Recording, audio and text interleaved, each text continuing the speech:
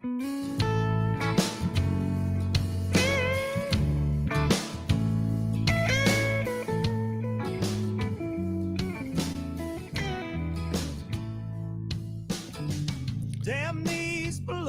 them. It happens every night. Every old night. And I ain't never met a riverboat dealer that could ever be a friend. Nope. I have not. Summer heat never treats me kind. It leaves trouble on my mind. So I'm bidding farewell, putting in my notice. What's up, Scott? This highway does not know my name, and I don't care. No, nope. I don't care. Heading my way. What's up, boys? You bunch of low-lifers. Right to the hook right here. Just a white line gypsy getting out of Mississippi with just enough gas to get there. Low budget live, the actually live version. And we got a fun one tonight here Monday, October the 13th. Hope you're all doing well out there. Y'all already getting me in the comments. Kevin Van Yoder said, I know you thought I died, but I'm back. I haven't heard from you in a minute, Yoder. It's good to see that name. All y'all low lifers. Appreciate each and every one of you tuning in. Like I said, what's up, Wes? Gonna be a fun one tonight for sure. We got Randy and Laker Howell. Somehow got to manage all those Howells at one time. They're gonna come on here in just a little bit, but got some housekeeping. Man, I've been rambling all over the place. Y'all know that, but goodness gracious, had the Logan Martin NPFL. Came home for a couple days. I shot a quick podcast and then got right back on the road for the NPFL championship at Lake Hartwell. Huge congratulations to Scotty Hamrick for putting on a clinic over there, man, a jig fishing clinic. Forward facing sonar was allowed. And he said, I don't need it. I'm just going to skip my little jig under these docks. And he won $100,000, man. So it was very cool. Scott's a great dude. The last man in the championship field for the NPFL. He's the last guy to qualify, ends up winning, knocks off some big names to get it done that were charging there at the last minute. So I got to MC that event. That was a lot of fun for me, man. Obviously, I MC Alabama Bass Trails, but getting to do that type of event where you can really, amp it up a little bit. It was a good time, man. 40 boats and was a lot of fun there. As always, Green Pond Landing. Awesome being in Anderson, South Carolina. And then I left there and I drove to Tampa, Florida for a boat building show called IBEX that I work every year for many years, but I had to do that. And then I rushed back home from that for Hudson Duncan's 18th birthday. So goodness gracious, man, I've been here, there, and everywhere, but I'm actually home and proud to be spending it with some time with the low life crowd tonight. Got all kind of comments. Y'all are absolutely rocking tonight. The ABT 07 Triton coming in with the ABT is coming soon. Yeah, we got the championship on Wheeler this week, so no rest for the wicked. I'll be at Decatur, Alabama. If you're close, come down and hang out. We're fishing Friday and Saturday. Somebody's going to take home a pile of money down there on Wheeler Lake. Let's see. Got some notes here. Lots of things going on. Deer season update. Kenny Mathis. All right, we can just start with this. We'll jump to some comments and we'll jump to some things that I've got prepared to talk about. I don't have a good deer season update. It's starting to get cooler at night here, and it's making me want to deer hunt. But Kenny, I would be, as you just heard my ramble there about everywhere I've been and here, there, and everywhere, I legitimately do not have a camera out yet. I got one field disced up today. I've not planted food plot. I'm way behind the 8 ball, and shame on me for that, man. But I'm ready for some tree stand time, and we're almost there. I've got one last ABT championship, and then an ABT 100 first weekend of November, and then I'm done. I'm done with bass fishing tournaments for a minute, for sure. Kevin Van Yoder, you're killing me right now. That's your deer season update, though, Kenny. Let's see here. What about the fishing update? I have fished a couple days when I've been home. I have got to use your time wisely, right? So when I get a couple days, I'm going to try to go. So fishing's been decent on the Tennessee River. It's been okay. I got to take my boys before I left to go on a big trip back. Y'all, listen. Sometimes you just get trolled. You just get trolled by people, and there's old Martin. Just Martin, I love you guys, and I will send you something. I'll send the boys something from Academy. Miss K will get me an Academy gift card, and I can get the Martin twins something. This is actually live. Miss K is in the house with Justin Martin and so many others. Appreciate y'all tuning in for sure. And want to talk about this Ultimate Angler deal a little bit. I see y'all. That's a good question right there. How's Cy doing? From M Jones there, Justin Martin. I believe Cy's doing good. I saw Justin's post that Cy don't believe all the hype, don't believe all the rumors. Cy's doing well. So I will let Justin answer that if he wants to in the comments. But I believe Cy's doing just fine these days. Ultimate Angler Championship. Want to talk about that. Goodness gracious. I haven't seen this kind of buzz, honestly. Miss K and I were actually talking about this yesterday. Haven't seen or felt this kind of buzz about a tournament in a long time. And the buzz started really just week of, to be honest. This thing from the beginning was kind of unorganized, in my opinion, when it was first announced. Obviously pretty unorganized because it was on top of Gerald Swindle's Big Bass tournament with 9,000 boats on the water at Guntersville, which G had nothing to do with, by the way. That tournament was scheduled long before the Ultimate Angler. But anglers, fans, there was just a buzz. There was a buzz going into last week. And I think overall it was a really cool event. I've seen a ton of people comment about that. And I understand why they would comment that it was a successful event. You hand out $500,000 in the sport of professional bass fishing these days. That doesn't happen anymore. We had our run with the Forcewood Cups and the Bassmaster Classics paying that and paying more sometimes in the Forcewood Cups, up to $1 million at times. But those payouts have been gone. And this Ultimate Angler thing, it was sponsored by the state of Alabama. It was kind of strange, I believe, in my opinion, to get that kind of money just to give out. But a very cool event. Very cool event. In the beginning, y'all probably remember me talking about it. I wasn't sure if it was going to happen or not. It didn't seem real, to be honest. But again, a lot of buzz. When I was at the NPFL Championship, talking to a lot of guys that were leaving there, going straight to Guntersville, I think you could say it was one of the absolute most stacked just rosters ever in the sport of pro fishing. You had freaks of nature from the state of Alabama like Mark McKeggs and CJ Knight, Anthony Goggins, so many more. I'm leaving a bunch of them out. So many Alabama sticks that qualified through whatever, ABT or BFLs, different things, right? And then you just had pros from each circuit, whether that be NPFL, Toyota Series Opens, Elites, BPT. I think an event like this is needed to get everybody together, and it's called Unified Pros and all that.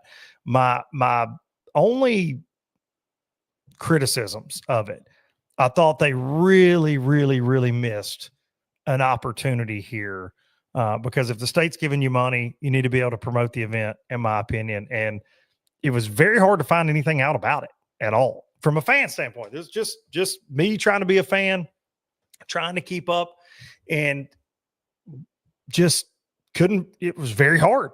Now I know that the weigh-ins were streamed, and that was fine. I got to watch that, but then like finding standings, things like that, and then no live coverage, which there's plenty of live coverage in tournament bass fishing. And I understand that it's not for everybody, but it was just very hard, man. I think they missed an opportunity between their Facebook stuff, Instagram. They don't even have a website. It was a miss, and if you're going to do it again, I hope that they do that better. But, never been a tournament like this ever before where you got college, quote unquote, amateurs, pros. It was a unique event, man. And 500 grand going to Tucker Smith, no forward facing sonar allowed. Tucker blows the thing out. Super impressive. Tucker's obviously a freak of nature. We all know this, and he can do it however he needs to do it, whether that's scoping or dragging around without it. He absolutely crushed it. M. Jones says they have a website. Maybe, dude. I have Googled that 3,000 times and I ain't found a website yet. If you can put me a link in there, that'd be great. But I was struggling. I got the Fishing Chaos app on my phone because NPFL utilizes Fishing Chaos for their catch track and different things. But yeah, man, I couldn't find it. Was just convoluted to me. It was too hard to keep up with, and there were a lot of people wanting to keep up with it. Again, it was a buzz. I have searched Ultimate Angler Championship so many times. You can look at my search history, and maybe I'm just old and stupid. But I think that very unorganized though. For Trey Lee said NPFL was a huge help. Yeah, Brad Fuller was boots on the ground. He did assist in some things. I know our Fullcom Productions, they did the they did the weigh-ins, the broadcast of the weigh-ins. Mike Alton and Brad did that, I believe, and looked good, sounded good. But I think that again, they got some things they've got to see. M. Jones, it's under the city of Scottsboro's domain. See, that's no good, though. I think it's got to be a little more cut and dry than that, in my opinion. And again, I ain't trying to beat it up necessarily because I think it needs to happen again. It's a very cool event, but I just think they had some missed opportunities, to say the very least. Something that I personally took offense to, and I'm sure some of the anglers did. You got to get an MC that knows what's going on. You got to get an MC that knows fishing. You got to get an MC that knows the fishermen that are in the event. And Lurch does a great job as far as being an on-camera personality. He's been in the motocross game forever. He's worked for MLF, but that was their immediate go-to. And dude, I don't think he did a good job. When you ask Lee Livesey, Livesey, as he kept saying, like he's done no research. You don't know who Lee Livesey is. You don't know some of these Elite Series guys. And I get he's under the MLF umbrella, but asking Lee Livesey what he does for a day job, like it's just kind of weird, man. Like put in just a little bit of effort to that. And I just, again, I take offense to that kind of stuff because I know the work you can put in to do those top jobs because I've done them. And not saying I'm perfect. Lord knows you could pick apart anything I do. I'm just saying, and that this caliber of an event, I think that, there's just some things they got to tighten up for sure. And we'll see what the state of Alabama does with it again next year. I heard some anglers that were there complaining about the fact that, there were certain criteria on how you qualified. The week of, or week before, I should say, there were a lot of guys that got in, that got a phone call that had no clue they were even eligible, that were finishing way down there in tournaments and getting invited because they were trying to get to that 200 boats that they had originally advertised. So there was a lot of that. There was a good many people that got in that probably shouldn't have got in last minute. And then you had people that legitimately qualified that were hearing about this and things like that. So again, I don't want to just smash on it by any stretch of the imagination because it's a very lucrative event for the anglers. And I think we need that in the sport of bass fishing. But I think when you got it set up on a tee like that, that you have to take advantage of the opportunity. And they did not to the fullest, in my opinion. Y'all tell me what you are thinking. Why were other, does it say Texas organizations? And I appreciate the feedback from y'all in the comments on it. I certainly don't know all the ins and outs of it. Again, it was very confusing from the jump. It was like the MLF Anglers Association or something. I know Mark Davis is heavily involved. A gentleman that's an attorney for MLF, I believe, was heavily involved. And, I think overall, though, man, Guntersville, we just got to say, Guntersville is incredible. Pro anglers and amateurs alike are incredible, whether they have live scope or not. Maybe we can stop all of that nonsense. It's just like I said about the NPFL championship. Those guys qualified on 2024 rules. So forward facing was allowed back at Hartwell. Did not dominate. It did not dominate at all. I mean, it was a good 50-50 in the top 10, I would say, and Scott Hamrick wins it without it. So I just wish we could get back to bass fishing and maybe maybe stop talking about all that. Jacob Wall, huge congrats to him on a great tournament. Randy Howell, who we're going to talk to here in just a few minutes, also had a had a great tournament. Kevin Van Yoder said, set it up on a tee like that. See, we knew you was a golfer. Understand this, sir. I am not. Nobody wants me swinging a golf club. I played golf when I was a kid a little bit, but I am no, sir, not a golfer. I have golfers that live at my house. I will say that my stepsons, Wes and Charlie, they are all about that life, but I'm definitely not. Let's see. Small complaint. Bum the anglers didn't really take time with the fans once eliminated. Not upset. Just kids were looking for them. Yeah, I get that too, man. I think the problem you had with that, Jason, and why a lot of them probably dipped out when they didn't make the cut, was a lot of them at the end of the year like this, they just been on the road a ton. I know, especially our NPFL guys, they were on week 3 in a row, and if they didn't make the cut, they were probably ready to roll. And I understand it because it's trying to get the fans involved there at Goose Pond and all that. I completely get it. Completely get it. But I would say, not to make excuses for folks, but I'd say there was a lot to do with that. You could pull any random person out of the crowd and have a better MC than that, Tim Maynard says. Well, again, Lurch does a great job, man. He's got a voice for it. He's a pro. He's been at it for a long time. He was very off his game, in my opinion. And he doesn't do weigh-ins. He's never done a weigh-in. BPT, they weigh him in the boat.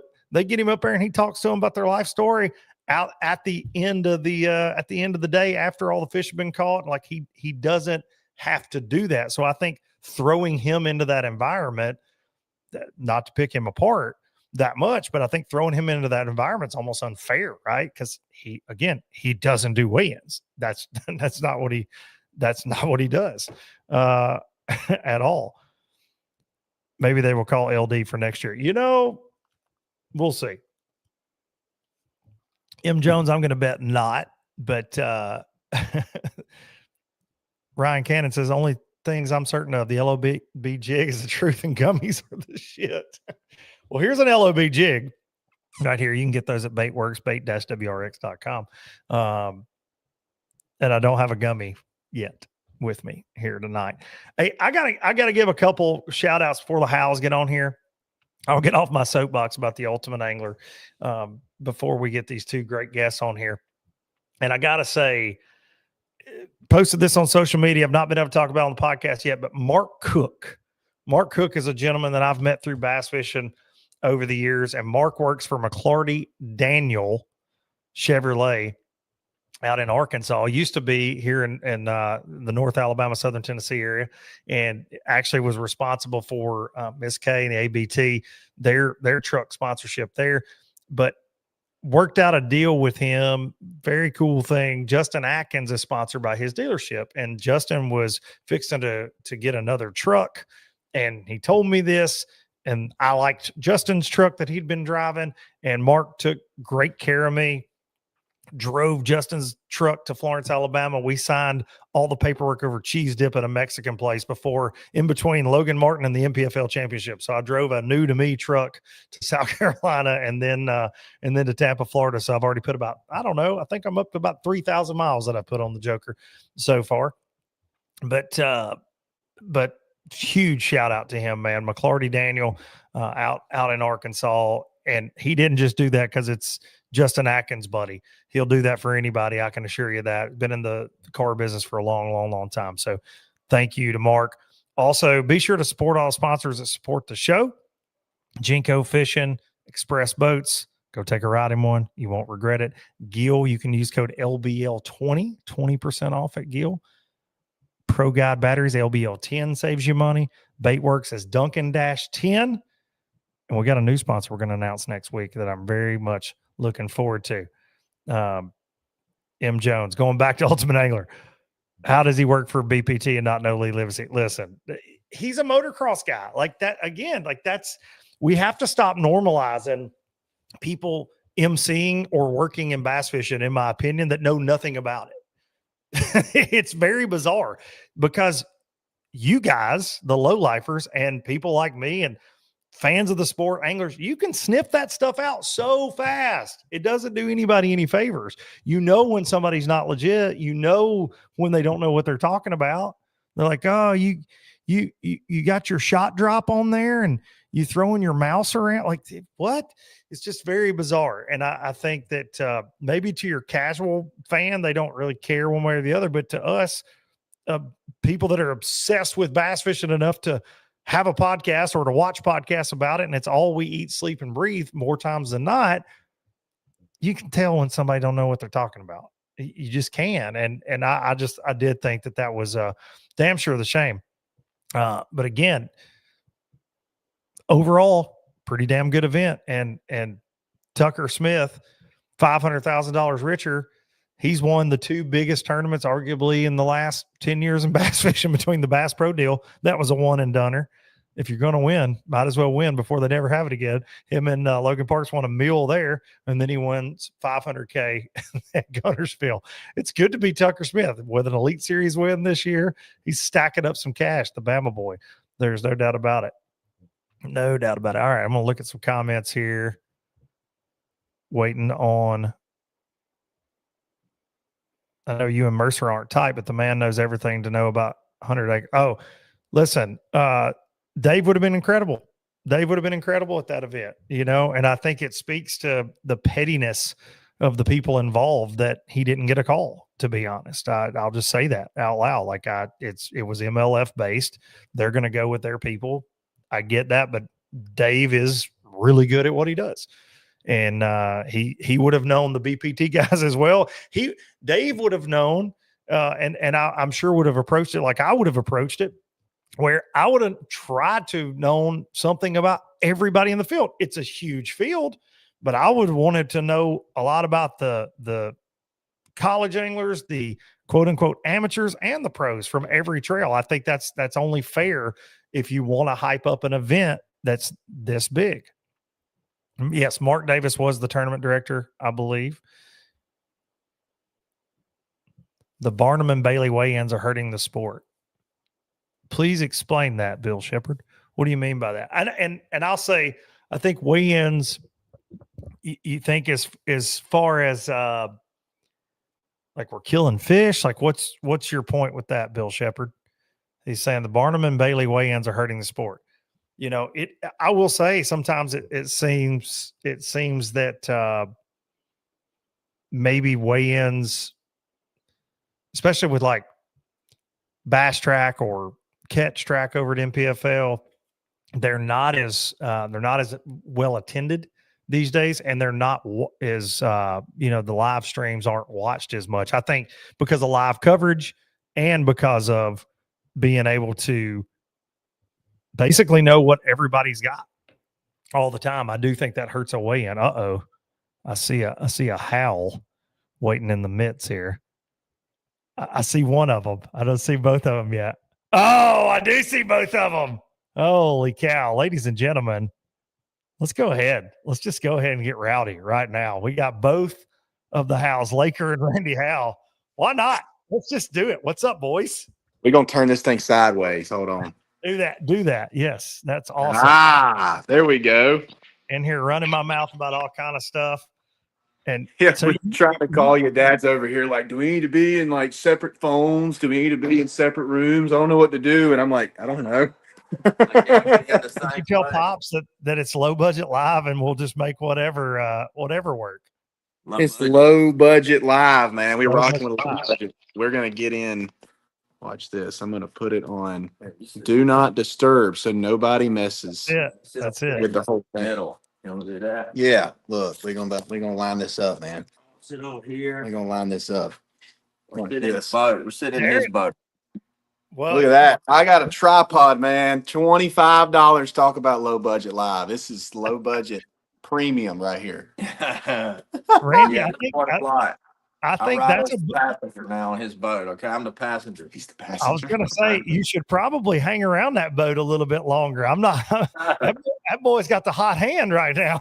That's how I did good this weekend. I backed his boat in here beside mine real tight. I hang out over here for about 3 days, and all of a sudden I started catching them on Walking Ball's topwater bait again. There we go.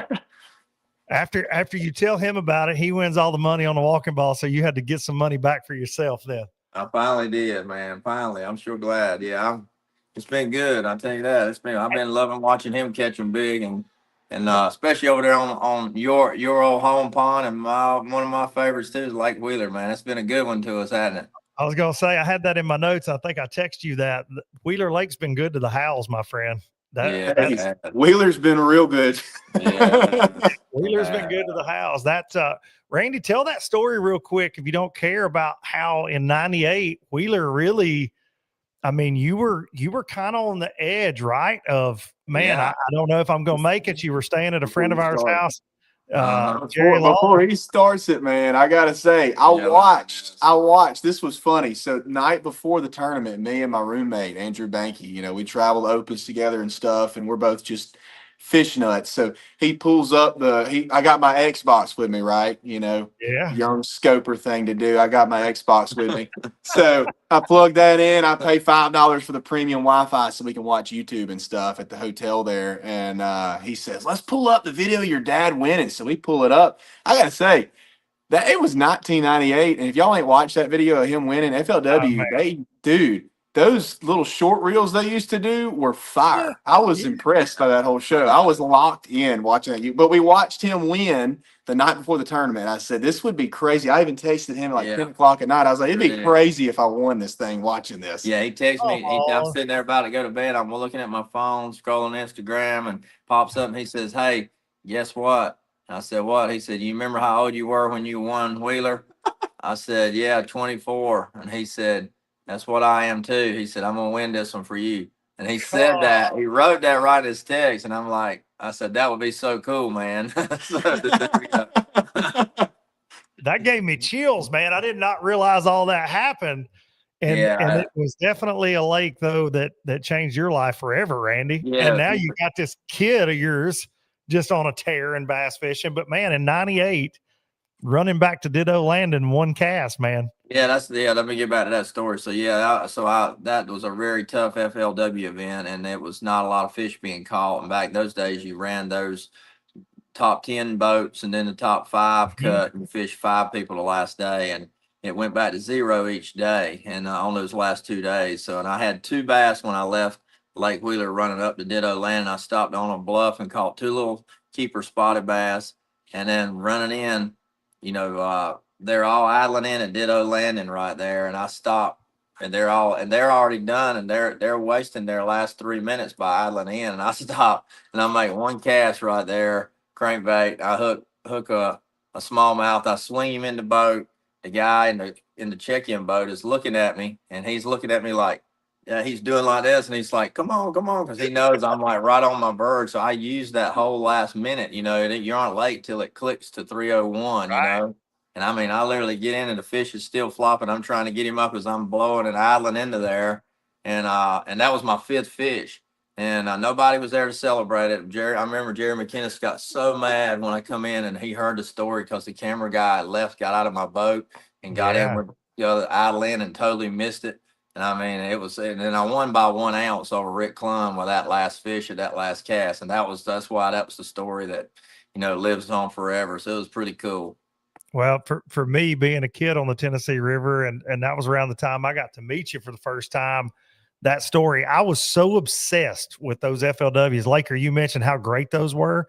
The production, Jerry McKinnis, you got McKinnis hanging out of helicopters, interviewing guys, calling them on cell phones on the long before live coverage. And I think those early FLWs in the late 90s were hard to beat, man. I still watch them on YouTube all the time. There were so many great tournaments, but that one I was so obsessed with for obvious reasons, being right there at home. But that's the one, man. I remember you talking about the fact that you and Robin, I mean, this was down to the nitty gritty financially for you guys. Yeah. I mean, and sleeping on couches and Yeah. boom, $100,000. Eating Lawler's barbecue for free every day. Old buddy Jerry Lawler sleeping on his couch. Yeah, and Jerry and Penny got to be there, and our friends and your friends, and got to be there and watch me win it that night by 1 ounce. And Robin's famous last words on stage were, what was it? I'm gonna eat a steak tonight, or she said something about. Yeah, she's tired of barbecue. She's tired of Jerry's barbecue. Hey, and that accent on stage she had was crazy back then. She's got that accent changed now. She's gonna hate me for saying that. I was gonna say, you're calling your mama out on LBL. That is not wise, young man. I know, but it's funny, isn't it? Yeah, that old Carolina girl accent, because we just had moved from Alabama. We hadn't moved yet. We still lived in North Carolina, and then after I won that, we moved 3 months later to Alabama. So that was kind of the ticket to move to the American dream, is to Alabama to be a bass pro. That was what we were trying to do. Hey, and something else that's pretty cool about that deal. So this is something else. I don't know if you correlated these together, but you told me a story about a big one you caught. So I don't know how in the world you caught that. I don't know how in the world I caught mine. So I caught a 6-pounder on day 2. That's what really sealed the deal of like getting the ball rolling. I had 13 pounds and I'm walking that walking boss real slow. I had a bite in an hour. Camera boats over there. So Tucker Smith was the camera boat. So little Tucker's over there, just like he's about half asleep on his front deck, laying down with his hand like this. And the camera guy Chase, he's just sitting there, waiting for something to happen, because we ain't seen a shad pop an hour, dude. And I'm like, oh my gosh, this is terrible. I ain't had a bite. And as soon as it goes, it was dead silent. Nobody's making a noise. My bait's just out there clicking along. A 6 comes underneath it right in front of the boat and completely tail walks out of the water to eat it and goes back down. And when I caught that fish, Chase and Tucker were both freaking out because he got a picture of it. It was literally skin hooked on the top of the nose on the back treble of that bait. And somehow I grabbed it.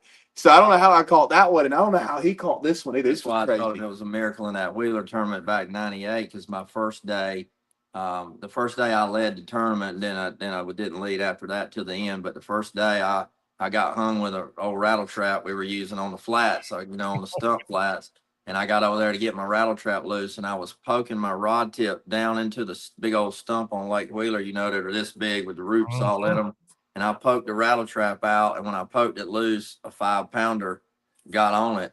And I sit there and I had to mash my button, let my line out, and he ate my rattle trap, and I got him in and caught a 5-pounder doing that off my rod tip. And that's the thing. I remember my daddy told me back then, he said, that's the kind of stuff happens when you meant to win, boy. And I remember that.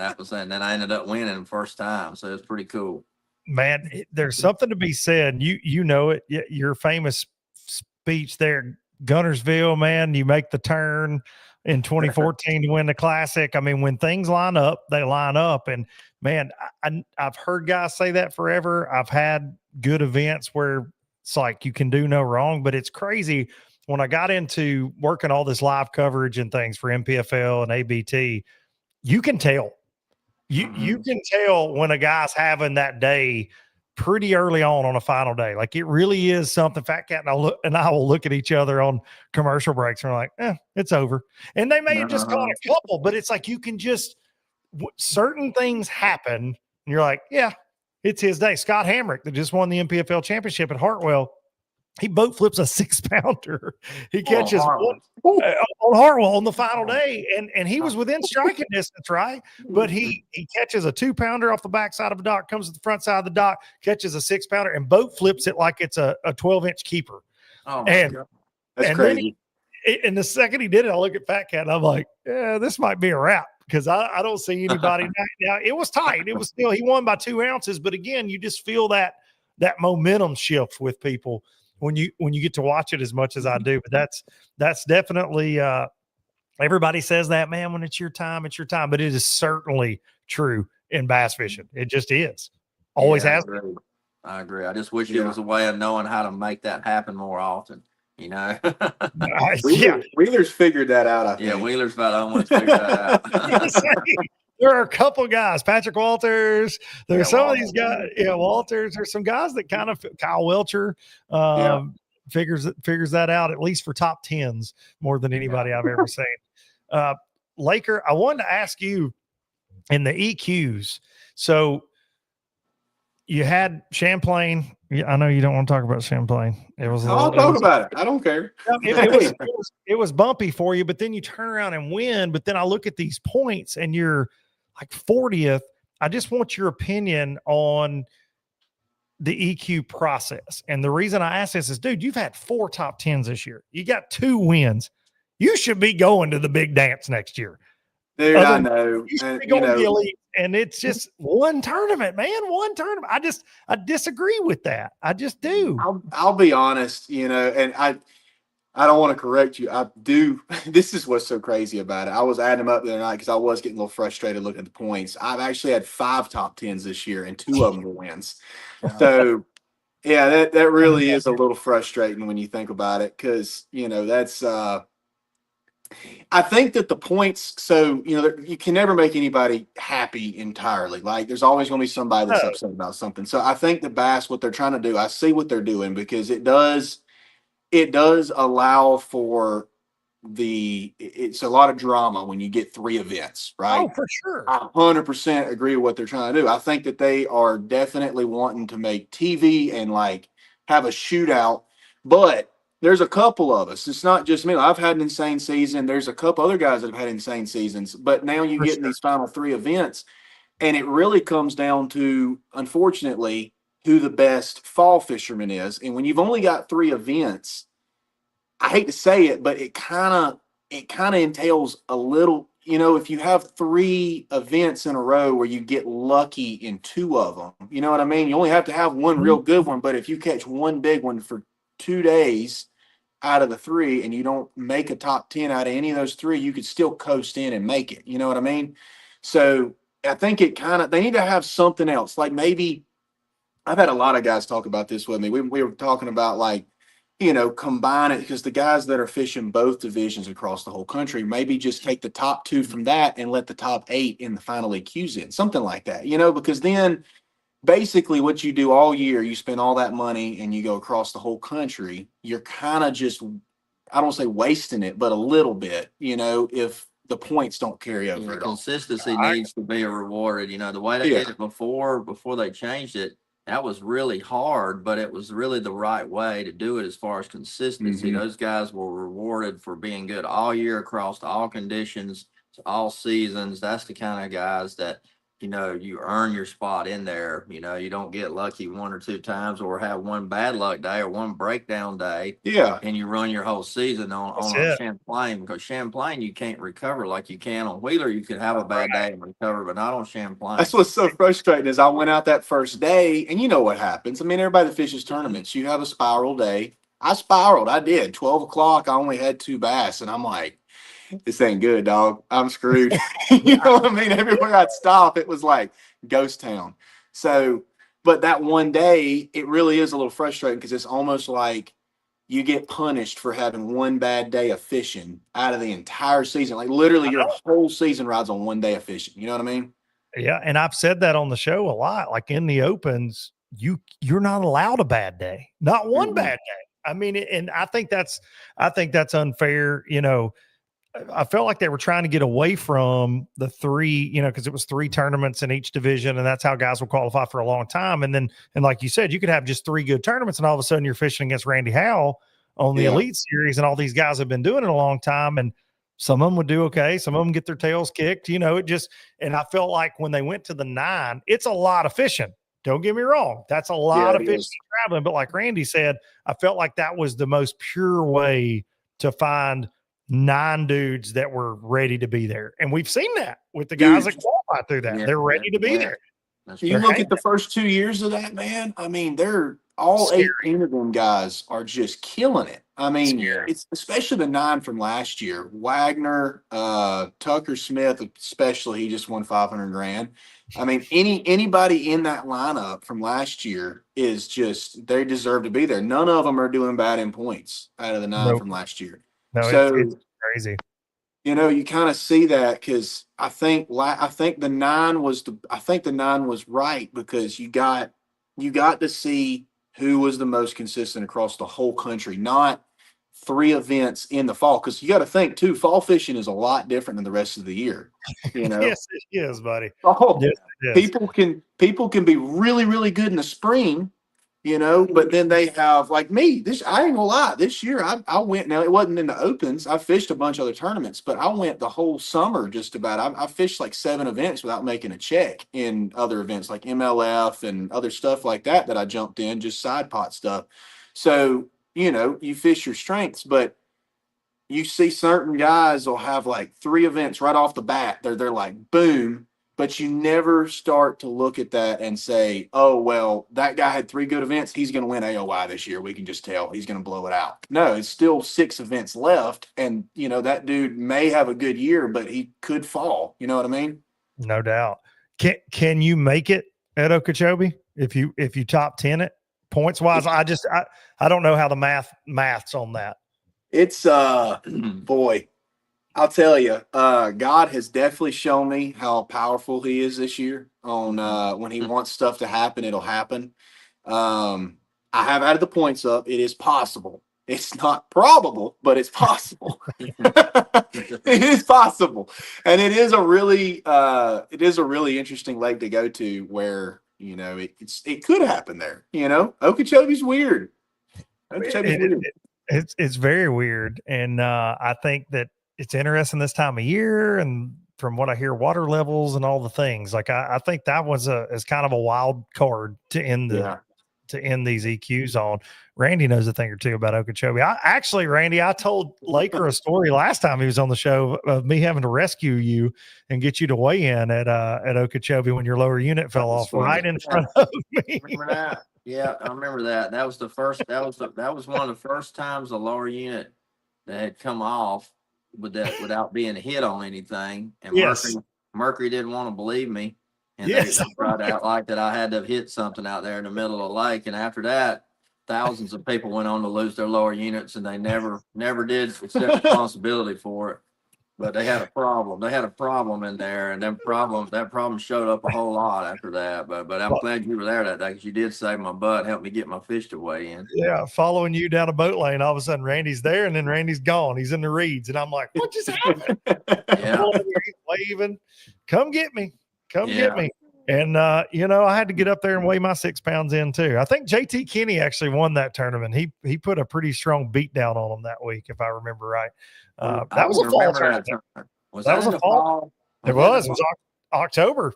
Yeah, it was an October tournament. Crazy cold front the first day. Wow. Yeah, I remember a little bit about that. I kind of forgot. How long ago? What year was that? Do you remember? Like 02. 02, man. Wow. Or 03. Might have been. I was 20. It was 2003. Yeah. Wow. I'll never forget my folks came down, mom and dad, and there's a picture that they had at their house forever. Fish Fishburne was our MC then, and I miss Fish. Fish was always a lot of fun. He always gave me a hard time on stage because I was one of the only. There weren't a bunch of young guys, Randy, like there are now. You know, you started at a young age, and so did I, but there weren't a ton of young guys. So he always gave me a hard time. And the first day I truly had like 6 or 7 pounds, and he's like, "You got any? You want to hold up?" And I just held up my entire bag. Here you go. I'll just hold up my weigh-in back. I don't have anything worth showing, but yeah, man, that was fall of I believe it was 03. It's been a minute, only 22 years ago. You're right, man. When you say that, it wasn't many young guys back then compared to nowadays. It is amazing now how because of college fishing, especially that the tours are full of guys like Lakers age and younger. Yeah, man. That are out there. And back then I was like in my early 20s, and nobody knew us or anything. We didn't have any social media. We didn't have anything back then. But everybody around me was old. You know, I always called them old. They were like 40, probably, but they all felt old to me, you know. I get it. 40's old, man. It felt like No. that, man. And now that I'm 42, I'm like, man, those guys were super young. I know. They were super young. Randy, do you think it's harder to compete now than ever before, whether you're young or old, because the competition level seems to be increasing by the minute? Yeah, there's no doubt. It's definitely harder. I mean, this year was my first year back on the Elite Series after being on the Bass Pro Tour. And I was really excited to go back because, you know, I was ready to get back on the format of the 5 bass limit format and the stage and Bassmaster stage, all the stuff, you know, a lot of reasons I wanted to get back over there. But I really didn't expect it to be as hard as it was, and most of it was my fault. You know, it's just bad decisions, bad timing, and that's how fishing rolls. You get in and out of those rolls. But I look back at every one of my tournaments where I mean, I had 256s where I was just barely out of the cut, and then some couple 60 somethings, just not like one fish. 5 times this year. It was one bass made the whole difference in me being in a cut and hoping and possibly moving up more if you get into cut. But otherwise, I'm down here. Then I have 2 bombs that I just, you know, one bomb in the very beginning because I was too ambitious and thought I was going to catch a big bag and make a big comeback. And then I bombed. I learned not to do that. I got to stay try to catch 5 first, no matter what. And but Swindle said that, I think this year, maybe on your show or somewhere, I remember hearing him say it. It's easier to finish 95th in a Bassmaster Elite Series now than it ever was. And you can finish 90th and still have caught a lot of bass and feel like you had a pretty good, you know, week, and then you finish 90th, you know, 95th. So it really is hard, the learning curve. And especially this year with the full forward-facing sonar availability in every tournament and all the younger generation that dominated with it a lot, it definitely has made a big difference in how you got to catch them. And I'm interested to see next year with, you know, 4 events without it and 5 events with it. I think that's a really good, fair, happy median to kind of mix it up and have a little bit for everybody to have what they want. But I'm interested to see how much it'll change the catch rate and the weight and what it takes to do well. You know, seeing how much it's going to really make a difference, you know. You know, for us at NPFL this year with no forward facing, I still think the lake produces what the lake's going to produce. You know what I'm saying? Now obviously forward facing's a different deal, and we see crazy big bags get caught with it and different things. But without it this year, you know, because I won't lie to you, I was a little worried going into the season. I'm like, man, with the schedule we had at the times of year, I'm like, oh boy, we're going to Douglas in May. This is going to be a grinder. We're going to Lake Norman, but it just all fell into place. But the lakes, you know, guys still caught them. They still caught them really good.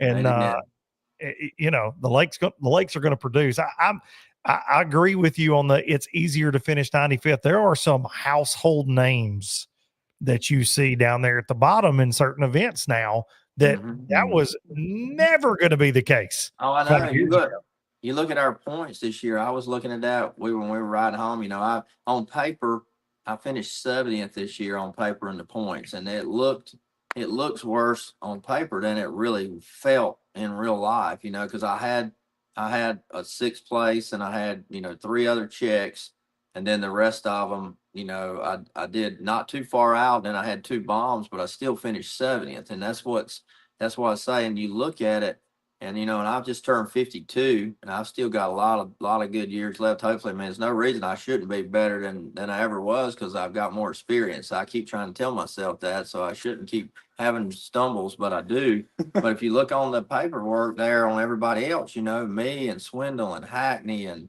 I mean, everybody that was 50 years old, Iconelli, everybody over 50. I don't even know if anybody made the Classic over 50. Did they on the Elite Series? I don't know. I don't know how old Bill Lowen and Bill. I don't think Bill's 50.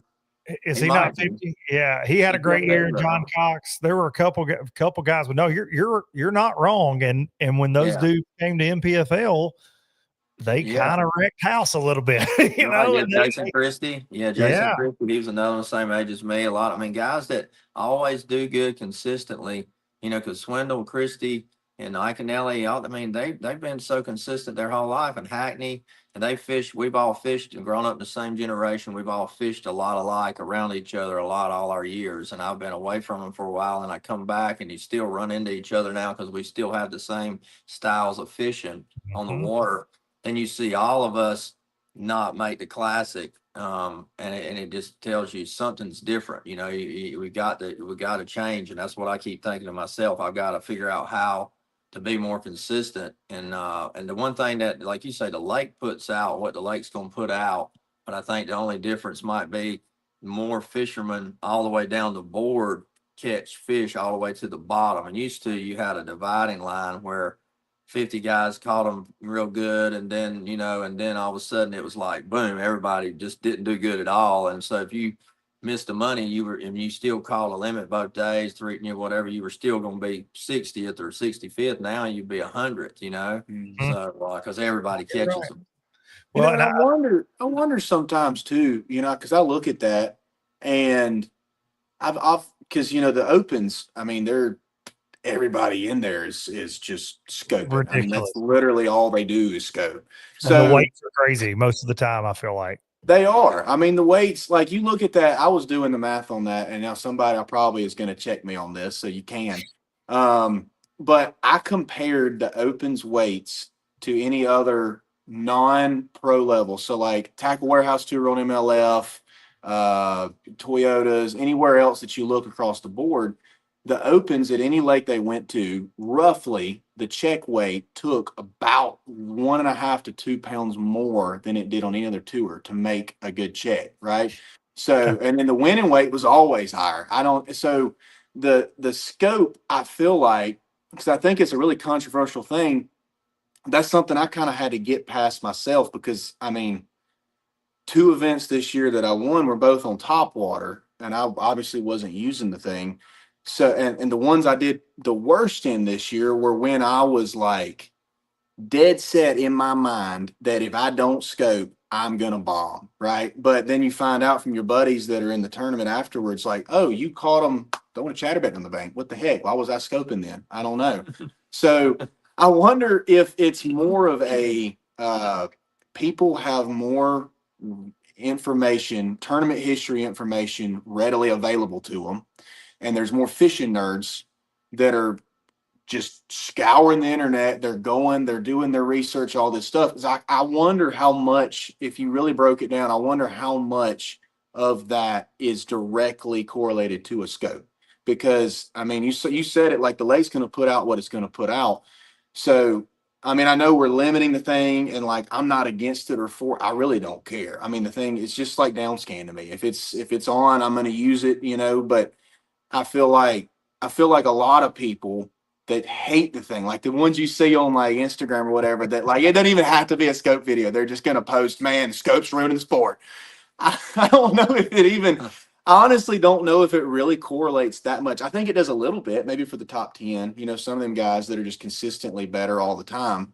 But I don't know if, I kind of wonder if a lot of people are getting in their head about the scope is the reason I'm not doing good. And then that's why it's getting, you know, kind of limited more, because I don't know. That's just my take on it. It could be wrong. Well, I think they're definitely, you just mentioned, before the night before I started the tournament on Wheeler that I won, I'm watching my dad from 98, and I got it at my fingertips. I can just hit search on YouTube, and there's Randy Howell winning, you know, different time of year, obviously. And Wheeler was a lot different back then, but I'm just saying that wasn't at my disposal. That wasn't at your dad's disposal. That wasn't at Swindle's. Like these guys, you had to learn it on the water. And I think that guys like your dad, and you're doing the same now, Laker. I've told you this on the show before, and off camera, your social media is fantastic. You like educating people. We've given away the farm in a sense, right? So every generation that comes up are so much better than the one before them, I feel like, because they have all of it at their fingertips. And then you throw in forward-facing sonar, and it makes them really dangerous, man. Really dangerous. But I think to me, I think it's a combination of factors. I know everybody that doesn't like scope likes to just immediately lay it on scope. I don't necessarily agree with that, as far as, you know, for being 100% of the reason why things are the way they are. But I mean, look at Tucker, right? Yeah. Wins Yeah. without it. He's the kid's a freak, right? Whether he's got it or whether he's got it on It's or impressive. not. You said it. Those 9 that qualified, I think from last year. I think when we turn it off next year, the standings are going to change some. Yeah. But I think some of these young guys are still going to catch them, Randy. I think you know that too. They're going to. They want it. They want they're it. mad. I mean, they're mad already. You know, I guarantee you this week, Tucker and Hayden, they wanted to win here worse than anybody in this tournament because they wanted to shut people up, and they did. They did. They did it. Well, let's talk Ultimate Angler a little bit. I talked about it before you guys came on a little bit, and Randy, you end up only winning 80 grand. I mean, come on. Man, I've won 80 grand since I won the Classic. You know, I won. I mean, seriously, I won 2 tournaments after the Classic, but both of them were opens and one of the MLF small money deals, and it was no real money in it. You know, like it's hard to make money in winnings unless you win the tournament anywhere on any of them now. It's just the way it is because the tournament organizations are for profit. They're not there to help us make a living. They're there for profit, you know, and we got to do our best. So this money from the state of Alabama was a huge blessing, and that's why all year offloading us. This year, I'm back. This year, I was really hoping and praying all year, man. I hope this thing's gonna happen. And I was talking, you know, Will Ainsworth, our lieutenant governor, is close by here in Gunnersville. I'd see him here and there and talk to him, and he I'd ask him 2 or 3 times. I said, man, is this deal all good? And got the money. He said, oh, yeah, the money's there. It's in the fund, ready to go. It's going to happen. And so I was just thankful. But then when I was in 29th going into the last day, I'm just sitting here now I'm just going to get another normal little bass fishing $5,000 check tomorrow is what I'm getting, unless I can catch 20 some pounds. And then the good Lord let me go out and catch 24.5 pounds, and everybody else didn't catch them again. And it was like, I come all the way back to 3rd, and I was so tickled to death, man. I'm telling you what, I ain't seen him that excited in so long. I felt like a kid at the play. I really did. I felt like a kid. I mean, I was around there just smiling. I mean, people probably think, man, Randy's got a lot of excitement for as long as he's been doing this. You know, he really loves it. I could feel it, man. Watching the weigh-in, you could tell you were pumped. I told him he got the Happy Gilmore check, and he giggled like a little girl. He was like, "Are you serious?" Yeah, it was great. The cardboard checks are better than the real ones sometimes. I ain't gonna lie. I love a Happy Gilmore check. 80 grand for second. Now, Laker, I do have third. Who ended up finishing second? Jacob Wall got 130,000. Jacob Wall, that's right. Jacob Wall. And he got big fish for 10 grand. He beat me. I had a 7.3. He had a 7.6. Yep. He got an extra 10 grand. But so he won 140,000 for second. Real. Not bad, because Jacob's really good at scoping. Really good offshore guy. Not bad for flipping grass. I saw his post. That's really, really cool, man. Jacob, his story moving from the West Coast to Gunnersville, kind of like you said, that's where you go to live the dream, bass fishing in Alabama. And he's been tough over there. He's good. Yeah, he's good on this leg. He's a really good kid too. I think a lot of him and his wife and they're pregnant, about to have their first child. So this was great for them. So I was glad to see him do good, you know. No doubt. Laker, I got to ask you, because I follow you all over the place, Instagram, Facebook, and you're normally just smashing them on Gunnersville, bud. I don't even want to talk about it. You let Dan. I mean, he didn't even bet me. He didn't even bet me that $100 bill that he's taking from me all the time. He didn't even want. All of a sudden, he disappeared. Didn't do no bet with me, and I'm like, what's up with that, dude? You didn't even ask me. Normally, he's like, hey, you want to do $100 this week? And I'm like, yeah, let's do it. And then I've won the last 2 times. I was a little scared, honestly. I didn't bring it up, so it's really me. I'm just making fun of him. I was a little scared because he was coming off a hot streak. He guides here, and he didn't hardly practice much. And I kept saying, man, you ought to be out there practicing. This is a life-changing amount of money. He's like, man, I'm guiding here so much. I got my routine. I'm on row. I think I'll be all right. And so he can't talk and tell me anything because my Bassmaster. That's right. So I can tell. So what I can say, he could tell me. He couldn't tell me nothing. So since he's sitting here, you know, I got to be real careful because I don't want to give him too much of the juice that I call, 15.5 pounds a day on. But what I can say is it just wasn't my tournament, dude. I really, I don't ever lose or break off fish. I never break a fish off, dude. And that's when, on day 2, so day 1, last 10 minutes, right? Like I'm timing this out. I'm like, I'm so mad because I've still got a 2-pounder in the box. And I'm like, I cannot weigh a 2-pounder in on gunners. This is embarrassing. I pull up to this spot where they were, breaking or whatever and bombing undisclosed bait up there, might have had a treble hook on it. And I'm winding through there and I lock up very first fish. And I'm like, oh my gosh, that's a big one. I mean, like I hit her and she pulled me right back. And I watch her roll. And my co that day, or my non-boater that day, he was super chill, man, but he didn't say a whole lot. And that was the first time all day where he watched that fish come up and he said, dang, that's a big one, dude. And the next thing out of my mouth was she come off. I reeled in and my freaking treble hook was bent out. No. And then the next day, it was, wasn't it? And I don't know. Yeah.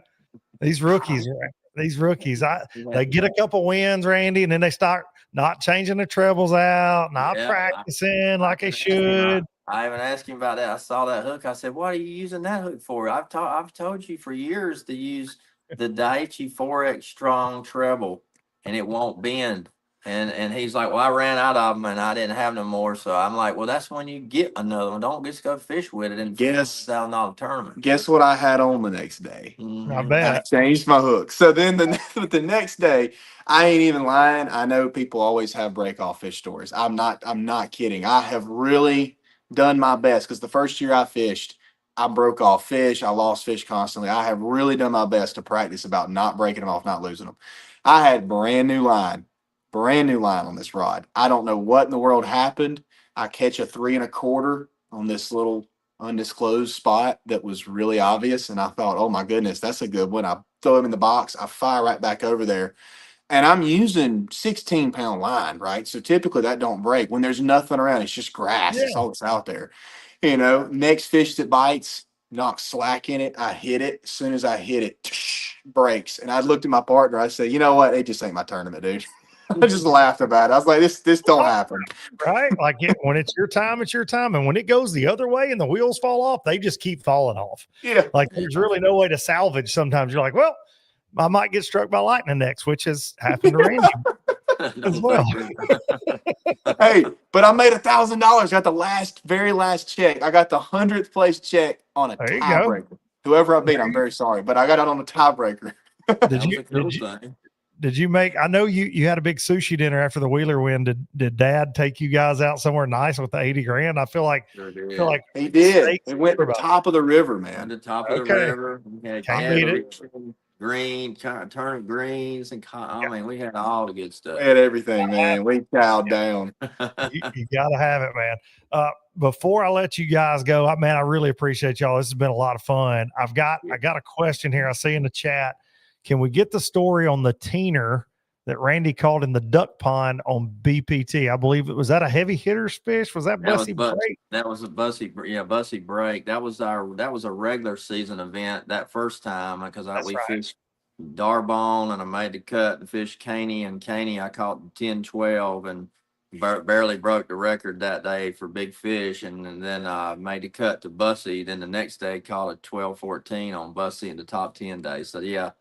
That was pretty amazing. I wish I could have really got some good money for that, but I didn't. But at least I still got one record that Jacob Wheeler don't have on him. That's the biggest bass ever caught.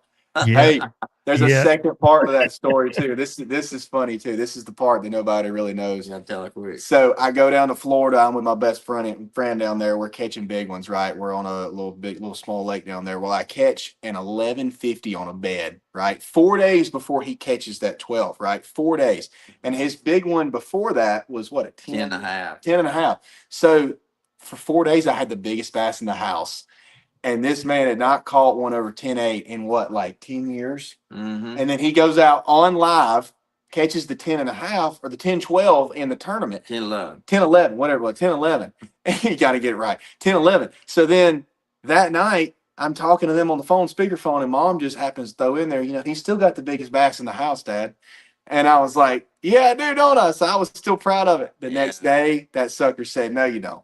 I'm gonna catch a 13-pounder real quick and just shut you up. And I said that night on the phone to him and he was ragging me. I'm like, yeah, buddy, I probably will never catch one over 11 and a half. That's huge. And then the next day I catch a 12, 14. I'm like, that's fishing for you, you know? Yeah.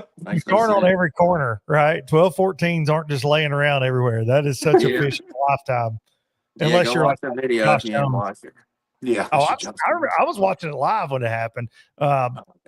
Question from John Mango. Wasn't Mark Daniels Jr. on the other side of that row of bushes? Yeah, me and Mark were hollering back across talking to each other. That's why I was so excited, like a little 12-year-old girl. I said, hey, Mark, it's a 12-pounder. My voice was so high for so long. I watched that video. I'm like, why couldn't I have been more cool sounding like I've been a real pro for a long time? I don't know why I couldn't sound more cool that day when I catch that big bass.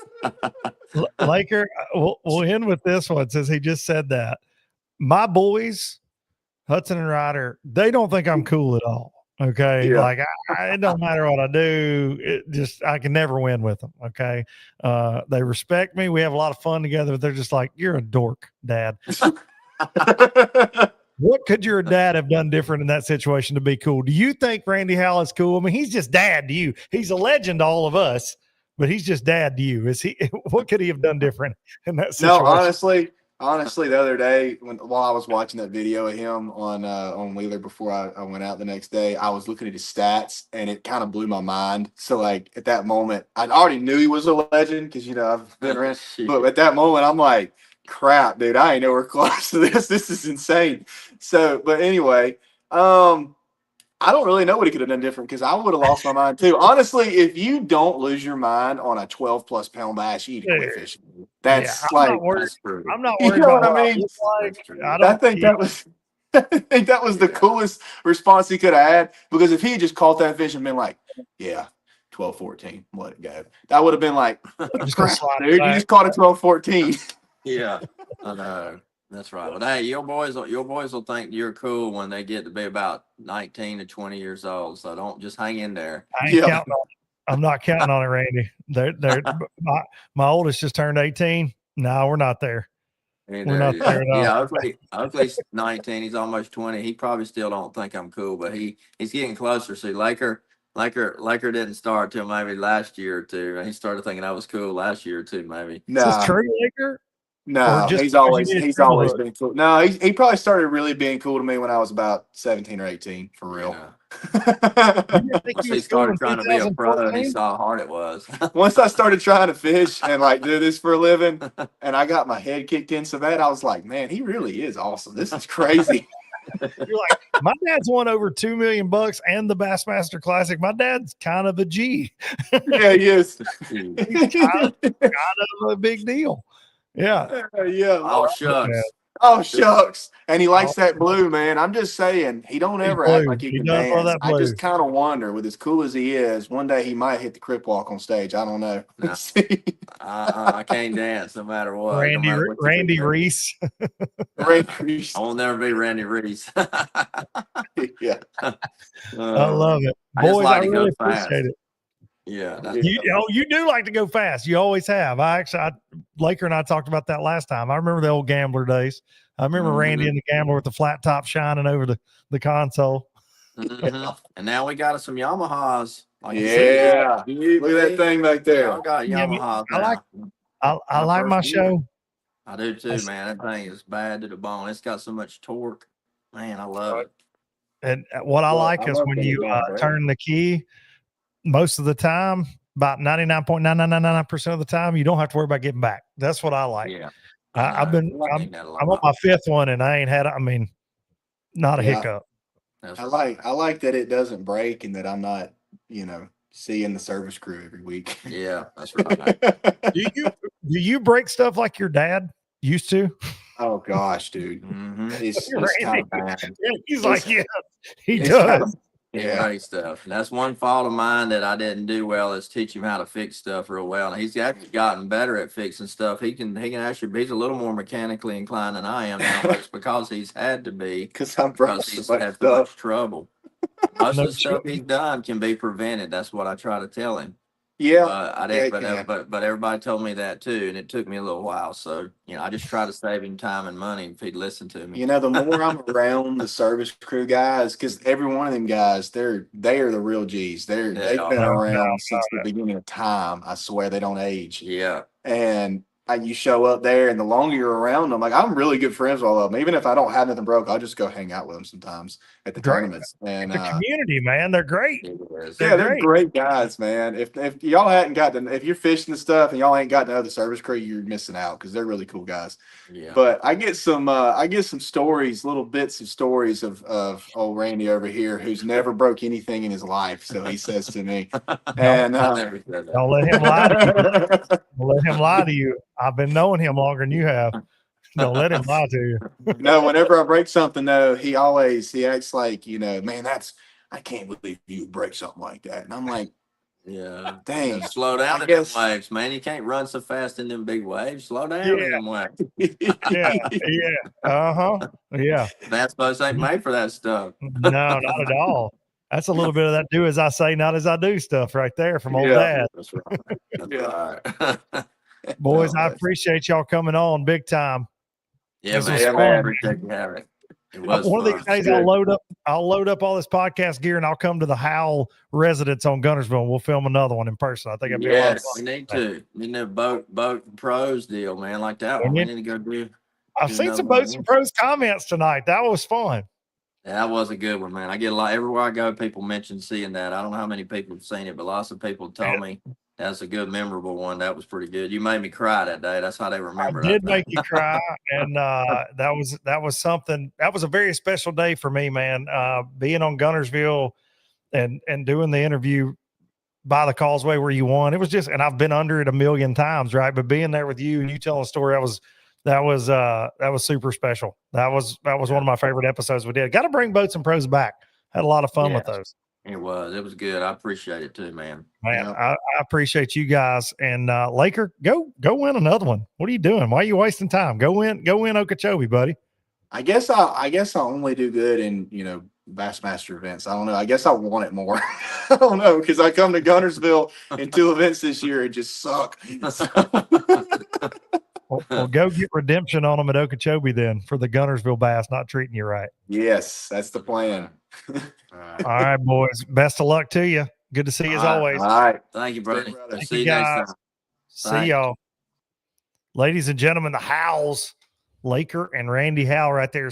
Really appreciate them joining me from the man cave there. And 2 fine individuals. Been knowing Randy a long, long time, and it just makes my heart proud to see how far Laker is going in this sport. 2 wins this year, and he's been close. He's been around it, but man, getting it done twice this year on the Bassmaster side, and then Randy just finishing up the year with 3rd place there at the Ultimate Angler, $80,000, and giving Laker a hard time is I'm here for it. That's a good time. Appreciate each and every one of you tuning in tonight. I'm going to take you out with some Biloxi Blues. I'll see y'all next week with probably a not so live, I'm guessing. See ya. Thank y'all. Any direction, Lord, I'll be fine. It don't matter east or west. North side.